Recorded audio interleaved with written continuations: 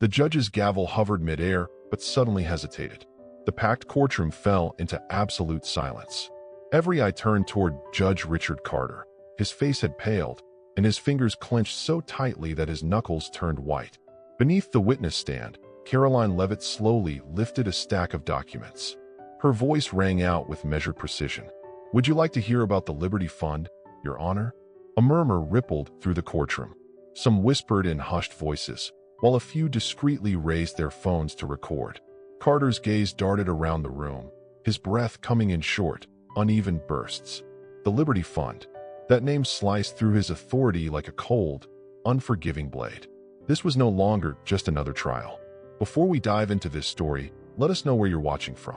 Share your city or country in the comments, and don't forget to subscribe. Tomorrow, we'll bring you another inspiring story, crafted just for you. Leavitt tilted her head slightly, her gaze razor-sharp. She rested a finger on the edge of the document, poised to flip through pages filled with truth.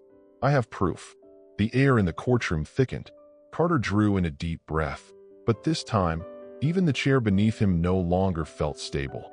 That day, inside a stifling federal courtroom, everything began as usual, until Judge Richard Carter took the bench. His face was flushed with anger. "No coffee in my courtroom," he barked, making the court clerk jump. His sharp voice cut through the air as he continued. "Notify the defense. They have 2 more minutes. If they're not here, I'll hold them in contempt of court." The courtroom was packed. The tension thickened as Richard Carter, a judge well known for his staunch opposition to Donald Trump, prepared to oversee a case involving the Faith and Family Foundation, a conservative charity accused of financial fraud. Carter was ruthless, particularly toward anyone affiliated with the right wing, and today, his mood was visibly sour. The clerk hesitated before announcing timidly, "Your Honor, Karoline Leavitt, the press secretary, has arrived to testify." Richard Carter's expression darkened. "Oh, how special," he sneered, not bothering to mask his disdain. "Tell her this isn't the White House. Her title means nothing here." Karoline Leavitt entered, poised and sharp, carrying a thick stack of documents. She nodded at the court staff, but Richard Carter watched her like a hawk, his fingers tapping impatiently against the bench. "Let me be clear," he said, his tone dripping with authority. "I am the law in this courtroom. Do you understand that, Ms. Leavitt?" Standing firm in the center of the courtroom, Karoline Leavitt met his arrogance head-on. A subtle smile flickered across her lips, a blend of confidence and challenge. "I understand, Your Honor, but the law isn't something that bends to your will." Richard Carter stiffened. His hand, clenched tightly on the bench, suddenly froze mid-motion. His face burned red with barely contained rage. "You dare lecture me about the law? In my own courtroom?" he roared, pointing a trembling finger at her. "You're just another one of Trump's lackeys." A murmur rippled through the crowd. Someone in the back whispered to the person beside him, "She's got guts." A few chuckled under their breath, but Karoline Leavitt remained unfazed. She stepped forward, lifting the thick stack of documents in her hands, her voice crisp and unwavering. "I'm not here to give a lecture, Your Honor. I'm here to testify to the truth, something you seem reluctant to hear." Richard Carter slammed his gavel down with a deafening crack. The force of the blow drowned out all other noise. "Silence," he thundered, his eyes blazing. "You are not an attorney, not a court official, just another empty-mouthed spokesperson for Trump. What right do you think you have to speak in my courtroom?" Karoline Leavitt didn't flinch. She met his gaze head-on, her voice calm but commanding. "I have the right to speak when justice is at stake, Your Honor. This case involves the Faith and Family Foundation, a charity supported by our administration. I have evidence proving their financial transparency, and you need to review it." Richard Carter smirked, leaning back in his chair with a look of sheer mockery, as if he had just heard the most ridiculous joke. "Evidence? A charity?" he scoffed, his voice laced with biting sarcasm. "I know this game all too well. Wealthy conservatives hiding their money behind the facade of faith and family. Don't waste my time with fairy tales, Ms. Leavitt." Without hesitation, Leavitt opened the stack of documents, flipping to the first page. She began reading aloud, her voice steady and precise.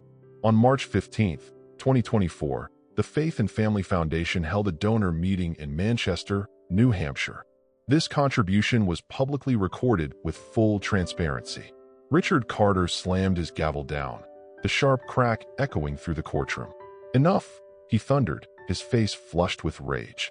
"I don't need to hear this nonsense. This is a courtroom, not a White House press briefing." But Karoline Leavitt wasn't stopping. She lifted her chin, her eyes sharp as a blade, her voice unwavering. "The records include an independent audit, proving no fraudulent activity. Do you want to see it, Your Honor? Or are you afraid the truth will humiliate you?" A heavy silence gripped the room. The young court clerk sitting near the judge's bench shrank back, as if afraid she, too, might be swept into the storm of fury about to unfold. Richard Carter gritted his teeth, his grip on the gavel so tight that his knuckles turned white. "You are overstepping, Leavitt." His voice trembled with barely contained rage. "One more word, and I will hold you in contempt of court immediately." Leavitt merely shrugged, a small, deliberate motion that carried undeniable defiance. "If you want to throw me in jail for speaking the truth, go ahead. But I will not stay silent while you bury justice." Richard Carter shot up from his chair, his fingers stabbing the air toward her, his breath heavy and ragged as he struggled to contain his fury. "Justice? You dare lecture me about justice? A Trump puppet, a girl who knows nothing about the law, standing here preaching to me?" He pounded the gavel again and again, the thunderous sound rattling through the courtroom. But his eyes flickered, just for a second, toward the stack of documents in Leavitt's hands. She smiled, just a faint, sharp smile. "I don't need to lecture you, Your Honor. Your actions speak for themselves." The defense attorney, a young woman standing beside Leavitt, interjected. "Your Honor, we are simply establishing context. These documents were submitted properly during the discovery phase." Richard Carter cut her off, his voice booming like thunder. "Context? I don't need context. This is a financial fraud case, not a charity fundraiser. Shut your mouth, or I will hold you in contempt of court." He slammed the gavel down again, but this time, the sound was weaker, less authoritative, as if his grip on power was slipping. Leavitt stepped forward, her voice slicing through the thick tension in the room. "If you don't want to discuss faith and family, then let's talk about the Liberty Fund. Does that name ring a bell, Your Honor?" Richard Carter froze, his hands suspended in midair, the gavel held aloft, but unmoving. His complexion shifted from a deep red to an ashen pale in mere seconds. His eyes flickered, blinking rapidly, as if she had struck a nerve buried deep beneath his carefully constructed facade. "What did you just say?" His voice dropped to a near whisper. Leavitt tilted her head slightly, her gaze locking onto him with unwavering intensity. Her words rang out, sharp and deliberate, piercing through the silence like needles. "The Liberty Fund," she repeated, slowly enunciating each syllable. "The organization that secretly funneled money into your offshore accounts. A strange coincidence, given your repeated rulings against conservative defendants." A wave of murmurs crashed through the courtroom. Someone in the back gasped audibly, while others scrambled to pull out their phones, eager to capture the moment. Richard Carter slammed his gavel down with such force that it nearly snapped in half. "Silence. Silence immediately," he roared, his voice cracking under the weight of panic. "You have no right to make baseless accusations in my courtroom." But his wild, frantic eyes betrayed him. Beads of sweat gathered on his forehead, rolling down in thick droplets. His breath came in short, uneven gasps, as if he were being cornered. Leavitt didn't retreat. She lifted a document high in the air, her voice steady, razor-sharp. "Baseless? This is a bank statement with your signature, Your Honor." She locked eyes with him before reading aloud. "March 16th, 2024, just one day after the Liberty Fund meeting, a deposit of $100,000 was transferred to your account in the Cayman Islands. Would you care to explain that?" Richard Carter blinked rapidly, his trembling hand running through his disheveled hair, his eyes darting frantically across the room as if searching for an escape. That's a forgery." His voice wavered, his words stumbling over themselves. "You dare slander me? I will make you pay for this." Karoline Leavitt remained unfazed, her voice cold as ice. "The real question is, do you dare deny it?" She flipped to another page and read aloud. "April 20th, another deposit of $50,000 from the same source. Would you like me to continue?" Richard Carter didn't respond immediately. His body slumped back into the chair, his fingers gripping the edge of the bench as his eyes locked onto the document, as if it were his own death sentence. He inhaled sharply, struggling to compose himself, but when he finally spoke, his voice still came in broken gasps. "You have no proof. This is just a political stunt by Trump's people to destroy me." He lifted a trembling hand and pointed at Leavitt, his desperation barely concealed beneath the surface. "You will regret going against me, you little brat." But Leavitt only offered a cold, unwavering smile, her eyes never leaving his. "Regret," she exhaled, the word laced with quiet defiance. "No, Your Honor. I'm just getting started." Richard Carter sagged further into his chair, his knuckles white as he clutched the desk. His eyes, wide with fear, stayed locked on Karoline Leavitt as she pressed forward. "Do you deny it?" Her words sliced through the fragile remnants of his authority like a scalpel. The courtroom was deathly silent, save for the sound of Carter's ragged breathing filling the suffocating air. He struggled to steady himself before suddenly bolting upright, his shaking finger thrust toward Leavitt. "Deny it? I don't need to deny anything," he roared, his voice cracking with fury. "This is all fabricated. Where did you even get that pile of garbage? I'll sue you for defamation." But Leavitt didn't move. She met his gaze without blinking. "Defamation?" Her voice was measured, yet razor-sharp, cutting through the thick tension in the room. "This isn't just empty rhetoric, Your Honor. This is evidence. Bank statements, your signature, and emails." She flipped another page, her voice crisp, deliberate. "June 12, 2024. An email from you to a Liberty Fund representative. Thank you for the timely support. Faith and family will be handled as planned. Care to explain that?" A collective gasp rippled through the courtroom. Somewhere in the back, a woman whispered, "Oh my God, is this real?" Phones shot into the air, cameras flashing as people scrambled to record the moment. Richard Carter slammed his gavel down with force, but the sound was powerless against the tidal wave of shock crashing through the room. "Silence. I said silence," Richard Carter roared, his face darkening to a deep, furious shade of red. "This is all fabricated. I have never sent any emails. This is a conspiracy by Trump's people to destroy me." He spun toward the court clerk, his voice thick with menace. "Write this down. She is lying under oath in my courtroom." But the young clerk refused to meet his eyes. She kept her head down, her hands trembling over the case files, unwilling, or too afraid, to move. Leavitt smirked faintly, raising another document high for all to see. "A forgery?" She tilted her head, her gaze razor-sharp, drilling into him. "Then why was this email sent from your official address? And why does it correspond with a $75,000 deposit into your Cayman account on the same day?" Her voice cut through the room like a scalpel. "Should I keep reading, or would you like to explain it yourself?" Richard Carter staggered, gripping the edge of his chair for balance.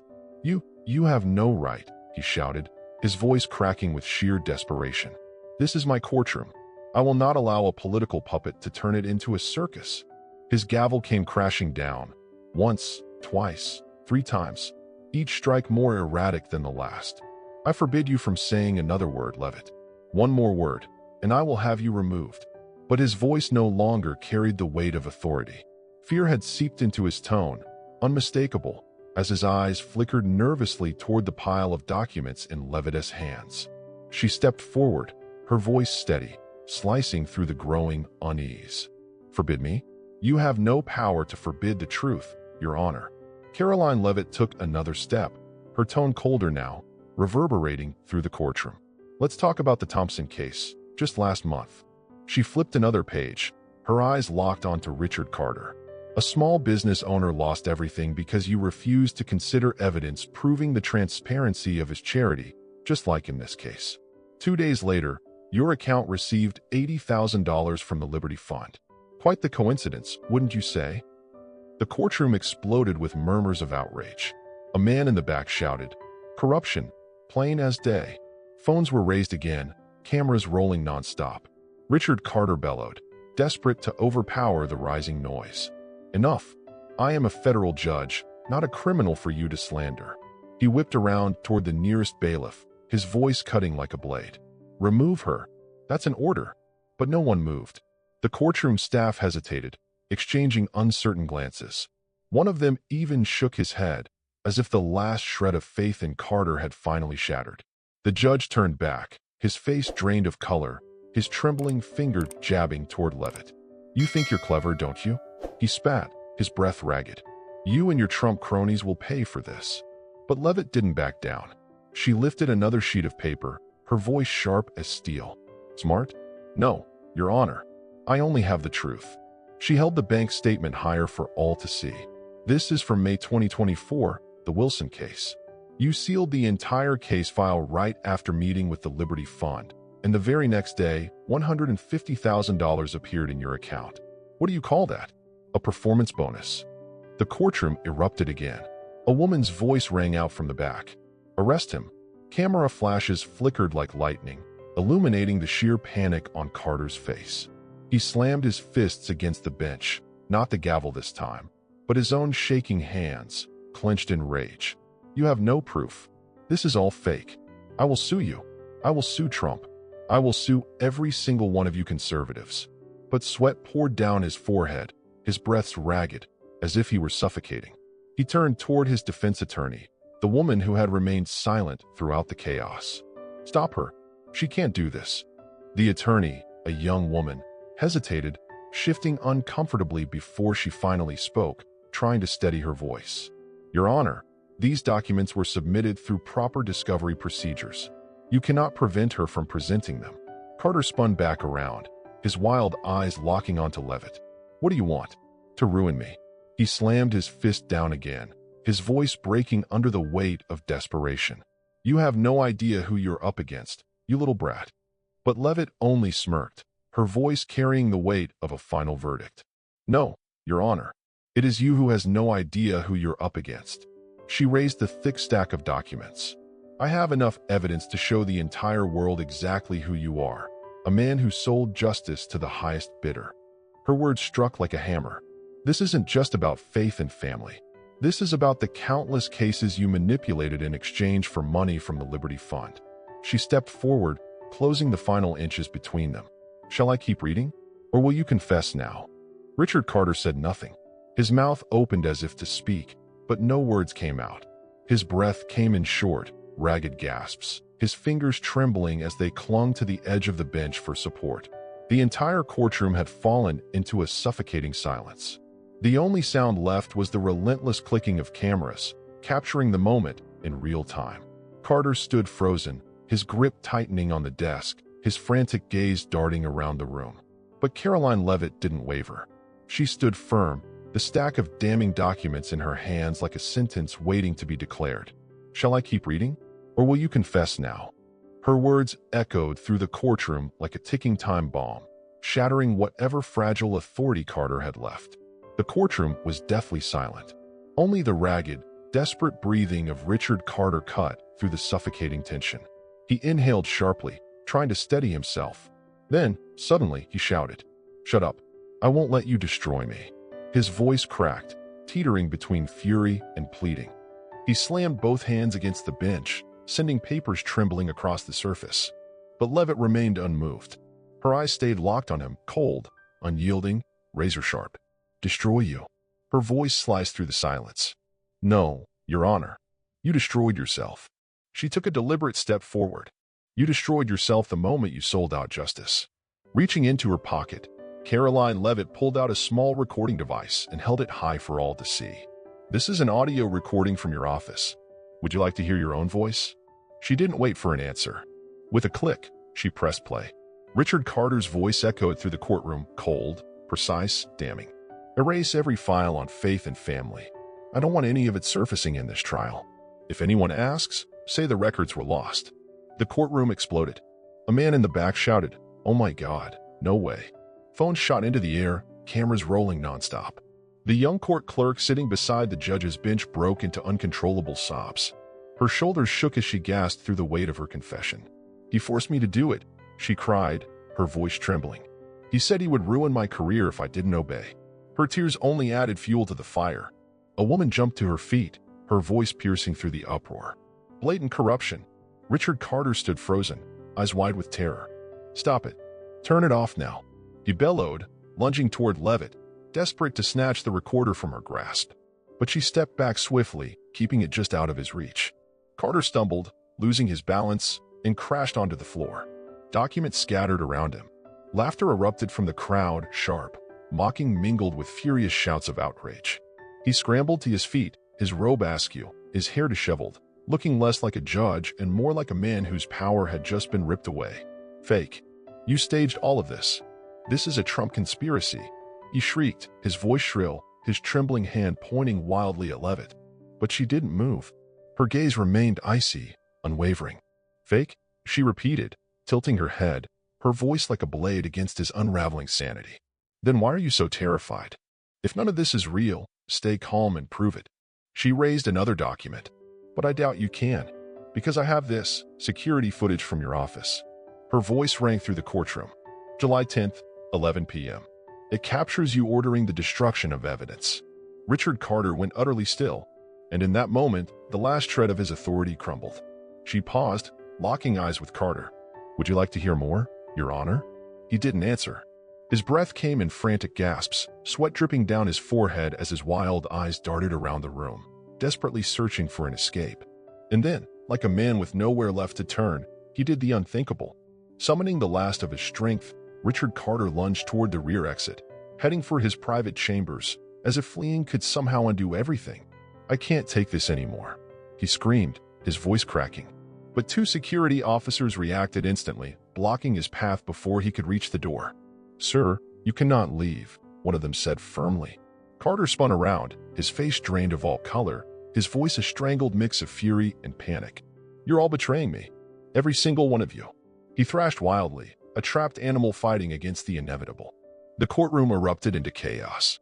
Spectators rose to their feet, some cheering, others jeering with open contempt. "Serves him right," a man shouted. Phones remained trained on Carter, recording every agonizing second of his unraveling. Stumbling back toward the judge's bench, Carter slammed both hands down in frustration, only to realize the gavel was gone, still lying abandoned on the floor. "This is a setup. She and Trump conspired against me. I am a federal judge. You can't touch me." Leavitt stepped forward, her voice ringing through the courtroom like a final verdict. "A setup," she echoed, her words cold and deliberate. "No, Your Honor. This is the truth, and you can't escape it." She flipped to another page, her voice unwavering as she read aloud. "August 5th, an email from you to the Liberty Fund. The next case will require additional support. Ensure the payment arrives on time." Her piercing gaze never wavered as she met his. "Do you have anything left to say, Your Honor?" Carter staggered, gripping the back of his chair, his frantic eyes sweeping the room for an impossible way out. That's fake," he stammered, but the feeble desperation in his voice betrayed him. The court clerk, still trembling, suddenly shot to her feet. Through her tears, she pointed straight at Carter. "He forced me to do it," she sobbed. "He told me I'd lose my job if I didn't delete the records. I didn't want to. I was just too scared." Her confession was the final blow. The spectators erupted. A voice rang out from the back. "Arrest him now." Thunderous applause broke out, drowning out the furious shouts of others. Richard Carter stood frozen, his hands trembling, his face ashen, realizing, perhaps for the first time, exactly what awaited him. He spun toward the clerk, his face contorted with rage. "Shut up," he roared, his fingers shaking as he pointed at her. "Traitor, I will ruin you." But his threats only laid his desperation bare. Slowly, he turned back to Leavitt, his voice rising in frenzied hysteria. "Are you satisfied now? What more do you want?" Leavitt didn't smile. Her gaze remained cold and unwavering. "I want justice, Your Honor, and you will not escape it." Carter slammed his hands onto the table, his fingers trembling so violently that his chair nearly toppled over. "You have nothing," he roared, his voice breaking under the weight of desperation. "I am the law here. I will," but he never finished his sentence. Leavitt raised the recorder again, her finger hovering over the play button. "Should I play another clip? Or should I let the FBI handle it?" The air in the courtroom turned suffocatingly still. Only Carter's ragged breathing and the muffled sobs of the court clerk filled the silence. He sucked in a shaky breath, trying to reclaim control. You wouldn't dare." But his voice cracked, the words barely escaping his lips. His trembling finger jabbed toward Leavitt, but the gesture held no power. She didn't blink. "Wouldn't I?" Her voice was sharp as a blade. "You're wrong, Your Honor. I will do whatever it takes to uphold justice." She pressed play. Carter's voice filled the courtroom once again, this time lower, more deliberate, yet unmistakable. "Thank you, Liberty Fund. The money has arrived. Faith and family will no longer be a problem." The courtroom erupted. A man in the back shouted, "Unbelievable." Phones shot into the air, capturing every second. The young court clerk, still sobbing, suddenly shot to her feet, pointing a trembling finger at Carter. "It's true. He made that call right in front of me." Panic seized Carter. He lunged forward, reaching across the bench in a desperate attempt to snatch the recorder. "Turn it off. Turn it off now," he bellowed. But in his frantic rush, his foot caught on a chair leg. He stumbled forward, knocking over a glass of water on the table. The contents spilled across the floor as he crashed down, landing hard. Laughter erupted from the crowd, mixed with jeers of disgust. Carter scrambled to his feet, his robe drenched, his hair plastered to his forehead in wet strands. There was nothing left of the composed, authoritative federal judge, only a man stripped of his last illusion of power. "Fake. It's all fake," he shrieked, his shaking hand pointing at Leavitt. "You and Trump set me up. I will sue every last one of you." But Leavitt didn't flinch. Her gaze was as frigid as ice. "Fake." Her voice sliced through the chaos. "Then why are you so afraid?" She raised her phone and pressed play once more. On the small screen, a video flickered to life. Carter, inside his private office, holding his phone to his ear. "The money will arrive on time. I'll take care of the next case as planned." Carter's face drained of color. The courtroom exploded once more. A woman shouted, "Arrest him now." Applause and jeers clashed, creating a deafening storm of outrage and triumph. Carter staggered backward, gripping the edge of the bench, his dazed expression revealing the moment he realized he had lost. Then, with the last ounce of strength and defiance left in him, he did something no one expected. He lunged forward, ripping the stack of documents from Leavitt's hands and tearing them apart in front of everyone. "You have nothing," he bellowed, shredded paper raining down like confetti. "No one will believe you." But his frantic display only made him look more desperate. Leavitt took a measured step back, never breaking eye contact. "You just dug yourself even deeper, Your Honor," she said, her voice steady. "I have copies. And so does the FBI. You're finished." Carter stood frozen amid the sea of torn pages, his breath coming in short, ragged bursts. He scanned the room, but all he saw were faces of contempt, the silent judgment of the court staff, and Leavitt's unwavering stare. You can't do this to me," he stammered, his voice cracked and weak. "I'm a federal judge. I have power." But his words were drowned out by the heavy sound of approaching footsteps. The main courtroom doors swung open. A team of FBI agents entered, led by a tall officer whose badge gleamed under the overhead lights. "Judge Richard Carter," the agent's voice boomed through the chamber. "We have a warrant for your arrest on charges of corruption, abuse of power, and destruction of evidence."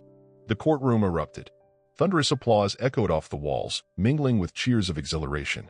Carter reeled, his face a sickly shade of white. "You can't do this. I have immunity. I have connections," he screamed, voice breaking into desperation. The agent ignored him and signaled to two officers, their polished handcuffs glinting under the lights. Carter made one last desperate attempt to run, bolting toward the rear exit. But two court officers had already positioned themselves there. "You're not going anywhere," one of them said, his tone firm and unyielding. The FBI agent stepped closer, gripping Carter's arm in a vice-like hold, his voice low and cold. "We know exactly who you are, Your Honor." He leaned in, eyes sharp. "We also know about the Liberty Fund, the offshore accounts, and what you did with the Faith and Family Foundation. This ends now." The sharp click of handcuffs snapped through the room.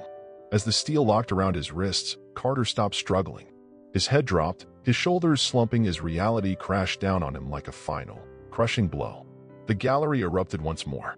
A group of spectators rose to their feet, cheering, while others clapped and shouted in victory. Justice has prevailed. A man raised his phone, shouting, "Record this. Let the whole world see."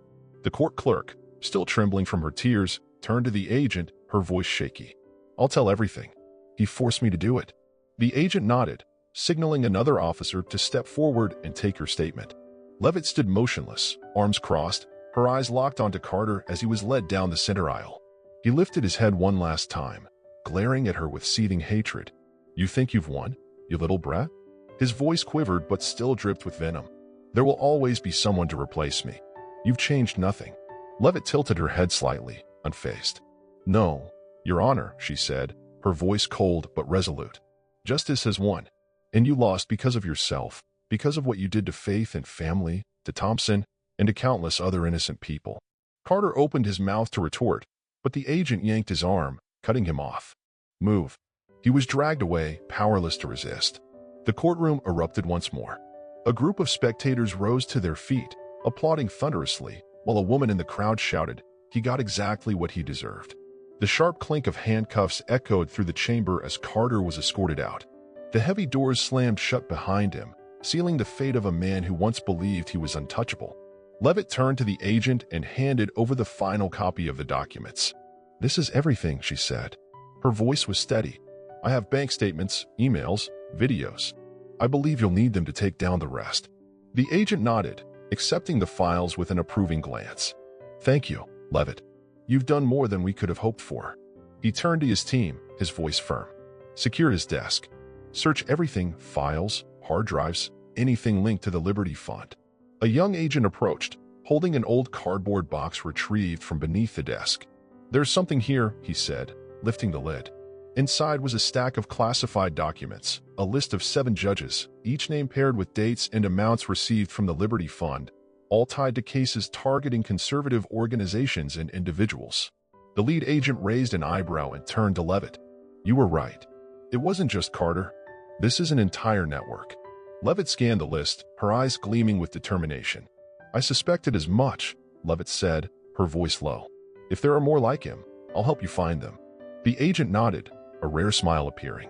"We need you as a witness in a much larger investigation. This is only the beginning." Leavitt didn't hesitate. "I'm in." Her gaze locked onto the stack of documents. The courtroom had quieted, but the air remained charged with anticipation. The defense attorney, who had stood beside Leavitt from the start, stepped forward, her voice trembling with emotion. "You just saved the Faith and Family Foundation. And not just them, you made history today." Leavitt's expression softened slightly. "No." Her voice was quiet but firm. "We didn't make history. We just restored justice. This victory belongs to everyone." The attorney smiled and nodded. "Still, you were extraordinary." The spectators couldn't take their eyes off Leavitt.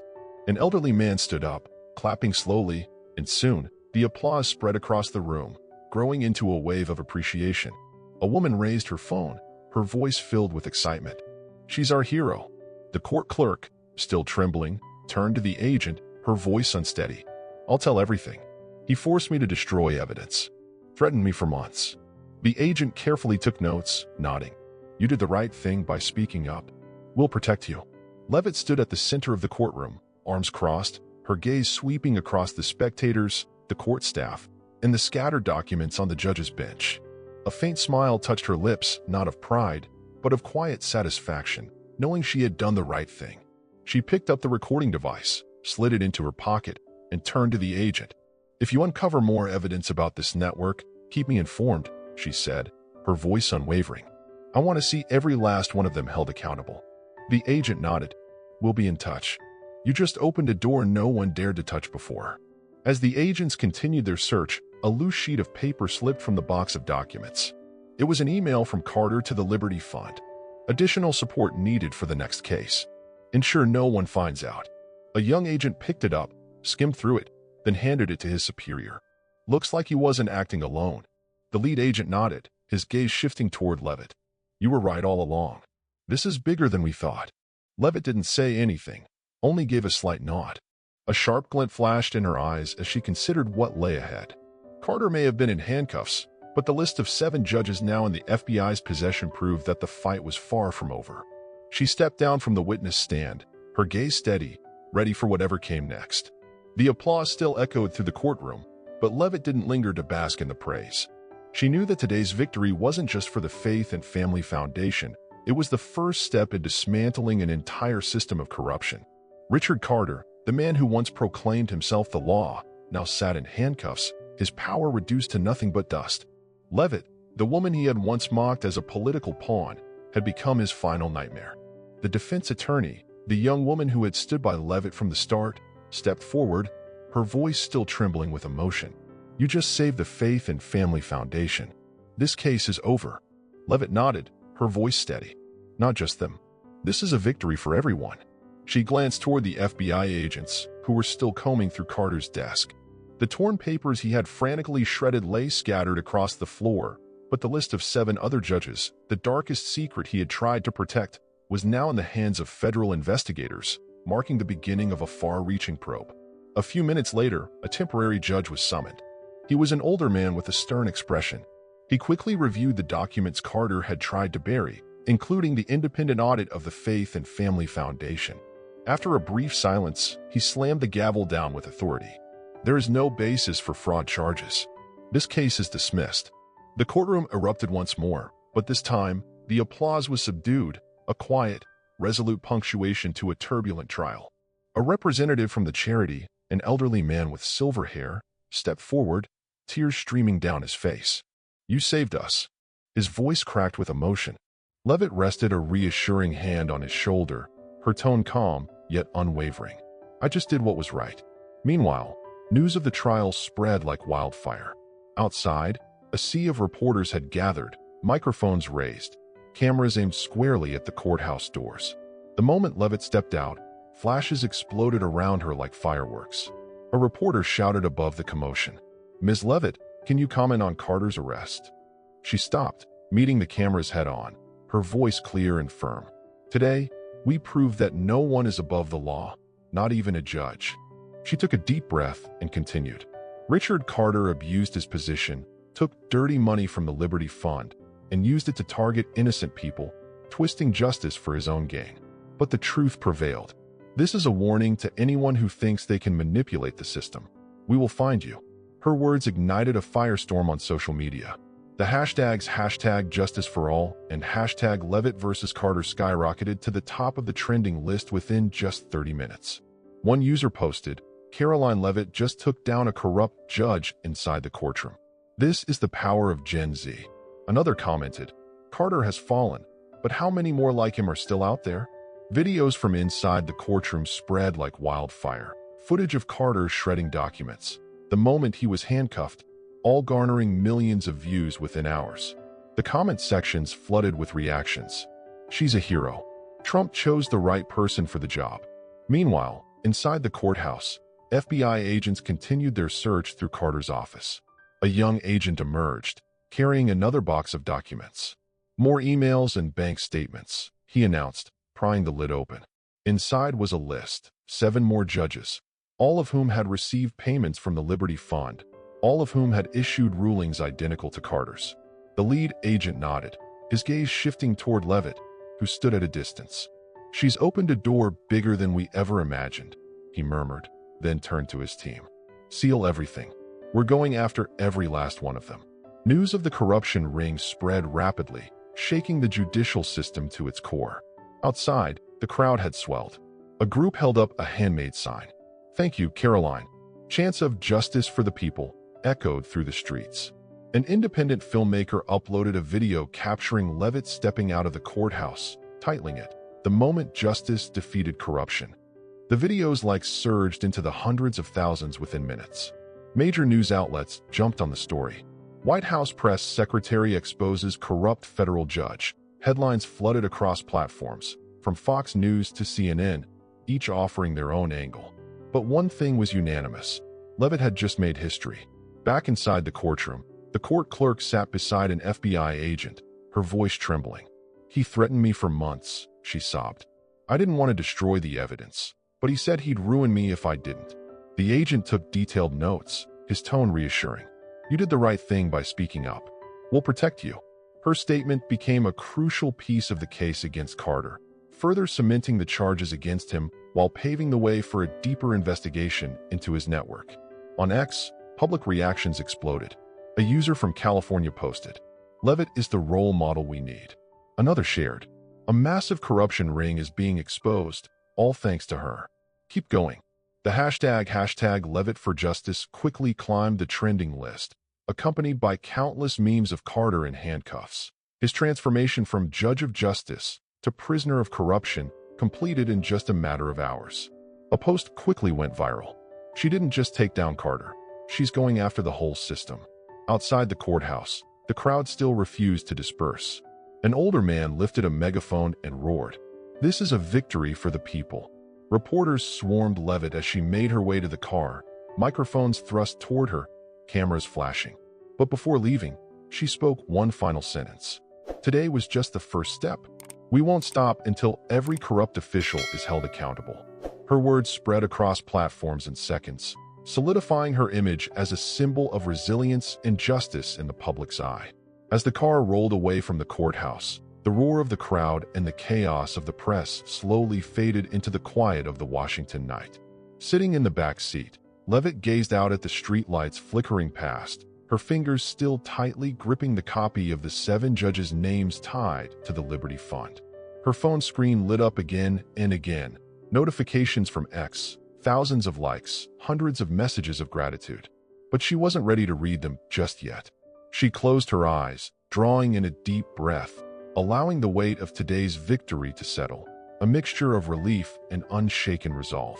When she finally stepped through the front door of her home, the rhythmic click of her heels echoed against the hardwood floor.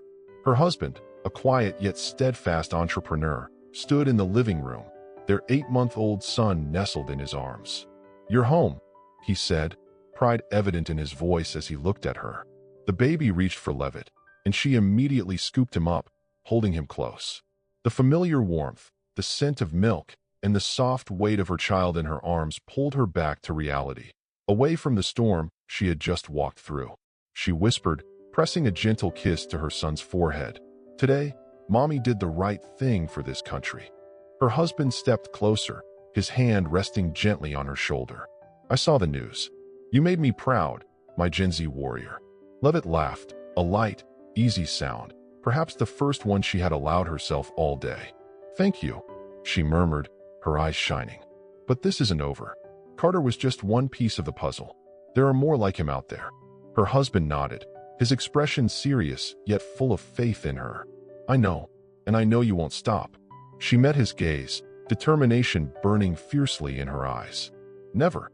She placed their son in his crib, then reached for her phone, unlocking X. Her earlier post appeared at the top of her feed. "Justice is never easy, but today we won." The number of likes had surged into the tens of thousands, comments flooding in. "You are our hero. Keep fighting." A user from Florida had just posted, "Thank you for standing up for the truth." Leavitt smiled and typed a new post. "Today is just the beginning. The first step is done. Thank you all for your support. We will not stop until justice is fully restored. Let's keep going, together." Her post ignited instantly, triggering a wave of engagement. The hashtag Leavitt for Justice continued to climb the trending charts, spreading like an unstoppable wildfire. The story of Karoline Leavitt taking on Judge Richard Carter reflected a stark reality in modern America: corruption within the judicial system and deepening political division that further eroded public trust. Carter, a federal judge, had accepted money from the Liberty Fund to manipulate justice, from the Faith and Family Foundation lawsuit to the Thompson case. He was the embodiment of those who abused power for personal gain, an all-too-familiar problem in 2025 America, where political scandals dominated the headlines. But Leavitt, a young press secretary, had dismantled him using nothing but the truth. Undeniable evidence, bank statements, emails, surveillance footage. She had exposed to the world the power of transparency. She turned X into her sharpest weapon, amplifying her voice through messages that struck a nerve. Justice is never easy to achieve. Today we won.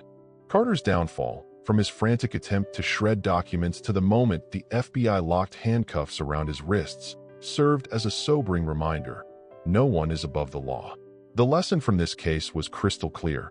You can create change if you dare to stand with truth and the evidence to back it up.